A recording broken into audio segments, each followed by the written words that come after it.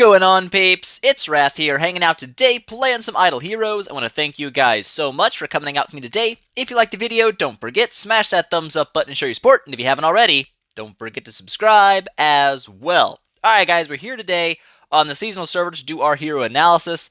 These will obviously be coming out after season has ended, maybe even a new one has started, because I do sprinkle them out a little bit, not all at once. But anyways, today, we're here to do an analysis, and the hero today is going to be King Barton. E3, looking hot, looking good. As always, we talk about the skills and such, go through a little bit of a gearing guide, talk about where they're good or bad, and then do a little bit of battles with them to kind of showcase them in their preferred area. So, first up, let's start things out by reading the skills. So, Hammer's Verdict, the active skill. Backline enemies take 210% of his attack as damage, increases his damage reduction by 35% for 3 rounds, and also increases his attack by 20% for 3 rounds. Not bad. Damage reduction, never a bad thing to have on a tanky unit, which he pretty much is.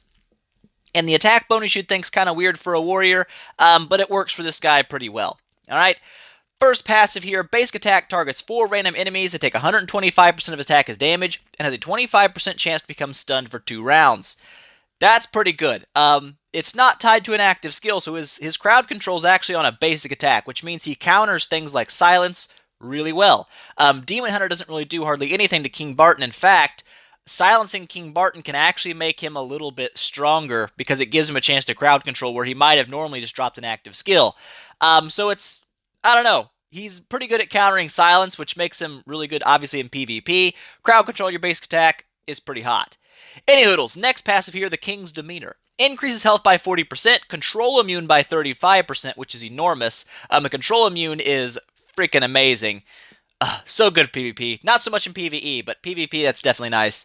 And increases his damage by 100% if the target is stunned, and also gives him a 25% attack buff. So, when targets are stunned, he does about double damage. That's what it says. That's really good, especially since he has the ability to stun with his basic attack. So his basic attack can actually set him up to do double damage with his active skill. Not to mention the last passive here, Call of the King. Whenever he takes damage from basic or skill attack, all enemies take 125% of his attack as damage from the counter attack. So unlike Sigmund or Gru, who pick a target and hit them back, King Barton just says, screw it, I'm hitting everybody. And that's exactly what he does. When he gets hit, he hits everybody back, which is really, really strong in PvP. More so in this season than probably in the private server, but it's still pretty freaking nasty. So especially if you get somebody stunned with his basic attack, anytime he gets hit, that counterattack will also benefit from them being stunned, and he will deal extra damage to them. So when people get stunned, King Barton goes off in the damage department. Plus, even without people being stunned, as long as he's getting hit, he's going to put out pretty decent damage. Very much, as you can tell from the skill setup here, he's not meant for PvE. There's nothing really here you say, oh, that's going to be good against bosses. He doesn't have it. He's not a boss fighter. He's pretty much solely for PvP, but at Enable 3, he doesn't just do PvP. He can actually go into the Aspen dungeon and go very high in it because at Enable 3, on Official, he's going to have the resilience anyway for some healing. Pretty solid unit. Anyways, let's go check out the stuff over here. Got the hot 6-star gear on him because, why not? As for the stone, he's one of these weird units you can run a few different ways. I went with a holy damage attack and HP, which you might think is really weird. Not many units actually use that stone, and that's true. This is actually the only unit I've run this stone on and actually stuck with it for more than like a couple of minutes. The reason is, King Barton doesn't just scale well with one stat. Having high health is great for a tank, but also a tank that counterattacks all enemies can benefit from attack. So you could run an attack stone on him for really heavy counterattacks. You can run an HP stone for really long survivability. I kind of went and split the difference and ran down the middle with a bit of attack, a bit of HP, and some holy damage. And like I said, it really just depends on what you want your Barton to do. If you want your Barton just to hit like a truck, build him with attack. That's what you're going to do, and he will counterattack pretty hard. But if you really want him just to survive, put that HP on him. You can go HP block, you can go HP. Crit HP, probably not a good idea. He doesn't really need crit at all. But, like I said, it kind of depends on where you want your Barton to go. I was kind of wanting to sail down the middle of doing a little extra damage, but also having some HP. So this stone worked really well for me, and I actually kind of liked it. It's one of the few times I'd recommend running it. But like I said, you want HP? Go HP for a big tankiness. You want damage? Go double attack. You'll get some decent damage out of it. Or, if you want to kind of split the middle like I did, holy damage, attack, and HP works pretty well. And again, none of these things are set in stone. If you want to mess around and play with it and do your own little stones, do them. That's kind of the point. Testing is very important. You might find something you really enjoy on him that I didn't use. It's good.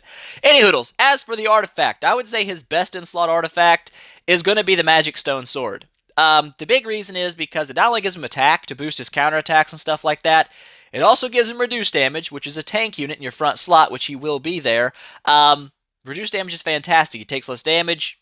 That's good. He'll stay alive longer. But it also gives him 25% control immunity. That's going to stack pretty well with his passive and make him pretty hard to crowd control, which means he's going to get that counterattack pretty frequently. But like I said, this is probably his best artifact, in my opinion, for PvP. Can you run other artifacts? Absolutely. Any kind of reduced damage HP artifact will work pretty well on him. He is going to be your tank in your front slot, so he's going to get hit a lot. You want to have at least some kind of tankiness on him. Class-specific with HP boost isn't bad either. The Abyss, what is it called? I can't remember what it's called. There's one out there, but it gives you HP as like the faction bonus, or not faction bonus, the class, or whatever the crap it is. The Abyss bonus, okay? The Abyss exclusive.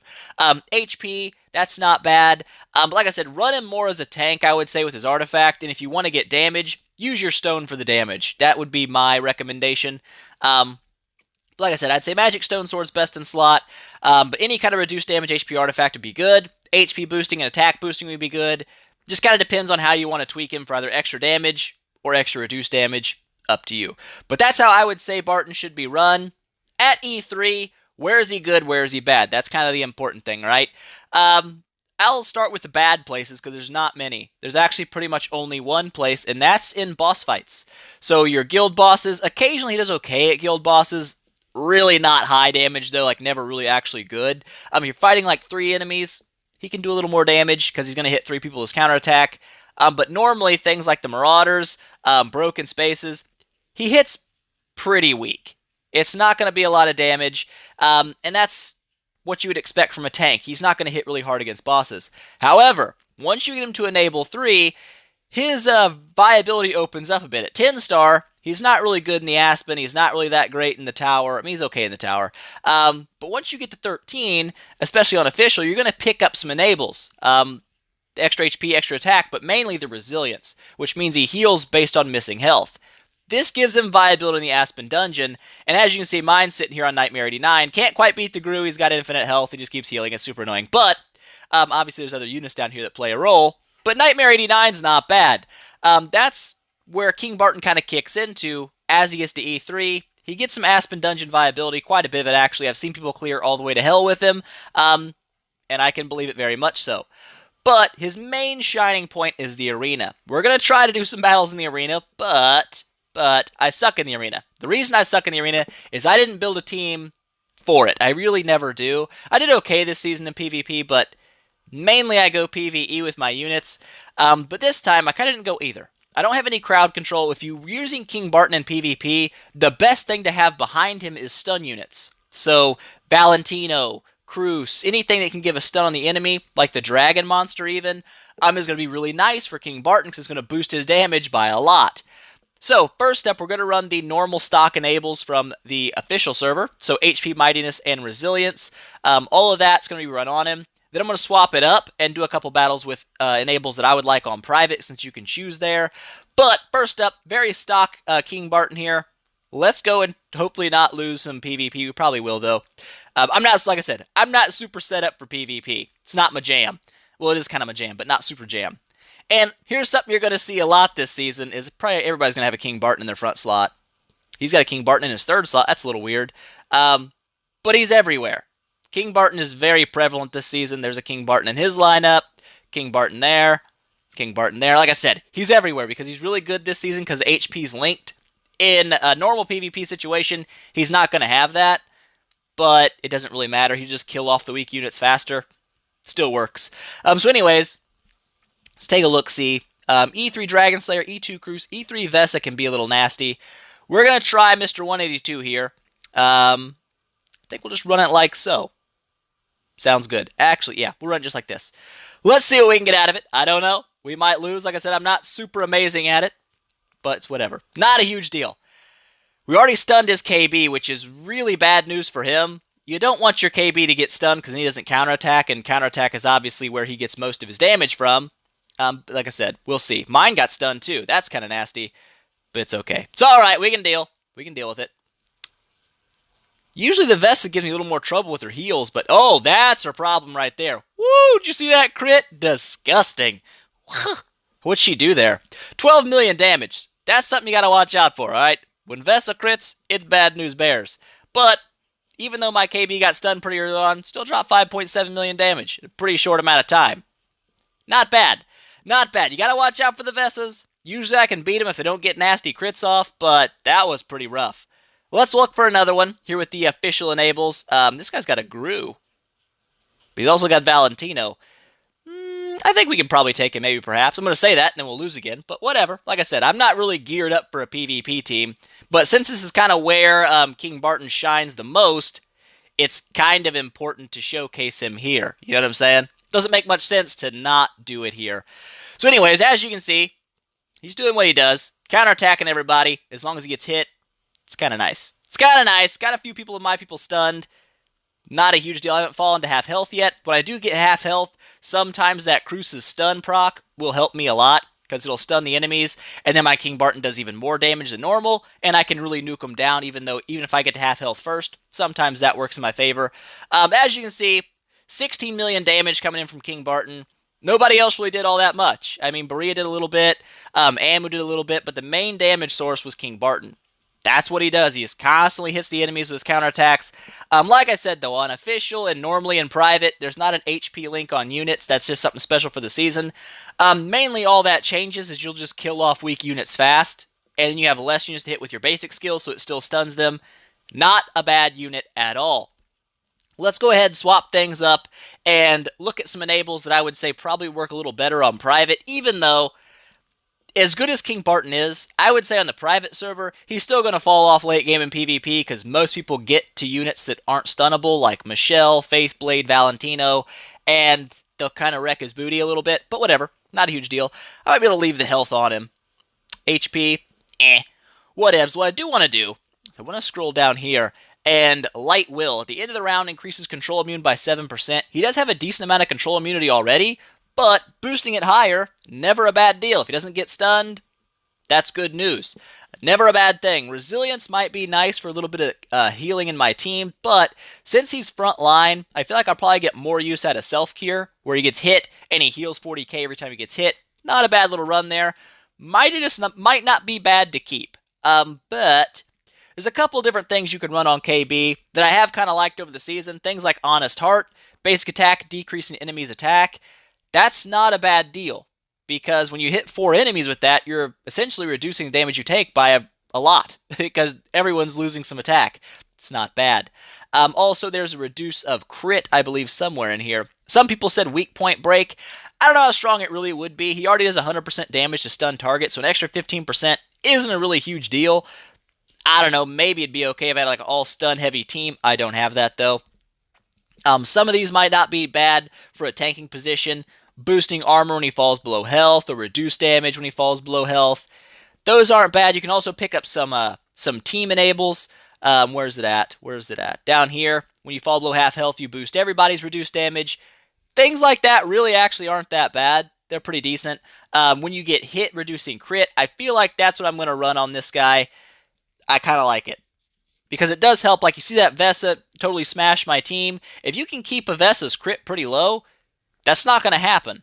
She's not going to really get those super nasty crits, so reducing crit is pretty nice. You can do it on his basic attack, but when he's in the front slot, remember, his basic attack isn't going to get used as often as someone in the back line, because he's getting hit every time he's building energy. He does more active skills. So this is the enables that I would kind of like for PvP. Crowd control immunity is huge. A little bit of self-healing in the front slot's never a bad idea. And reducing crit when he gets attacked, again, is going to help keep me from taking some nasty crits, hopefully. That's kind of the idea. So let's jump into the arena and try not to lose another couple battles. But who knows? I'm not, like I said, I'm not a god of PvP in any stretch of the imagination. So let's take a look here. 2 King Bartons. That guy obviously got the memo. KB is on fire. Lots of E3 KBs. He's got a 10-star, but he does have that Vesa. You know what? E3 freaking Sigmund, too. He's on it. All right, LOL, let's give you a shot. Maybe we can swing it. Like I said, you gotta watch out for that stinking Vesa, man. She'll get you. She'll get you every time. Let's see. Hopefully she shouldn't get me every time. I would like her not to get me this time. But as you see, opened up with a stun on the enemy KB. That's not bad, okay? That's actually really nice. It saves me a lot of damage right off the bat. So I'm okay with that. There's the crit right out the gate. But we might be okay here, maybe. I mean, we're in a good position, but you never, like I said, a single crit from Vesa can drop like 12 million damage. It's kind of ridiculous. We're kind of low on HPs now. There we go. The counterattacks come through. We're good to go. Kind of close battles, but like I said, we're fighting a lot of E3 units. It's not a big deal. As you see, King Barton carrying the team again with about 15 million damage. He is very, very strong this season. As you can see, even a team that's not really built for PvP is doing pretty well in PvP from one unit. He's pretty solid. Yeah, enemy team got the KB. Even at 10-star, he's dropping 6 million. I've seen 10-star KBs do 10 mil plus. It's definitely a thing. You got to watch out for him, but we win one. It always feels good when you win one. Let's take a look around and see what else we can get on here. Oh my god. An E3 and an E2 KB. That guy's luck was on fire this season. Absolute fire. E3 KB with the E3 Vesa together. That's a little bit sketch. A little bit sketchy for me. Let's take a look here. Another E3 Vesa with E2 Gru. And E3 scare. You know what? Let's try it. If we lose, we lose. Whatever. Who really cares? It's not that big of a deal. We're just here to show him off. If he loses, he loses. I ain't got the best PvP team in the world, so it's understandable. Understandable completely. We got the Sigmund stun, which is kind of nice. That means no counterattacks from us. But as long as we can keep that scary from critting, which we should be able to, I would say with Gru and King Barton both having reduced crit on, he shouldn't get a lot of crits, which means his damage will go down quite a bit. Hopefully. That's the idea anyway. Let's see. We already got the stun off the enemy Cruz, which is definitely nice for us. We might be able to swing this one. You got to watch out for that Vesa. Like I said, Vesa's a sleeper, man. If she builds up a crit and she smacks you with some spell power built up or something, it can be game over in a single hit. So, we'll see how it goes. Right now, it's looking alright-ish. But that can change. There we go. Didn't change. Didn't change at all. We smashed their booties. I feel good about it. I like smashing booties. As you see, pretty much same story. KB, 15 million damage, doing pretty much all the work of the entire team. It's nice. It's a nice little deal there. So, that's KB pretty much in a nutshell. That's what he's for. He's for PvP. And again, like I said, they do have HP Link this season, so you do get a little extra damage out of them, because even weaker units don't die right away like they would in normal battles. But I would say on official server, King Barton's going to be an absolute monster, especially at E3, because on official server, people don't quite fine-tune PvP teams the same way they do on private. On private server, at the end, I would say he loses a lot of value, because generally speaking, towards the end game, I see most people kind of gravitate towards Petrify teams and away from stun. Mainly, like I said, because E3 Faithblade is immune to stun, so stunning him is impossible, and he's a huge threat for your team, so most people end up going with the Petrify, the Dark Arthidals, the Kamath, things like that, to try to get him petrified instead. It's a pretty decent plan.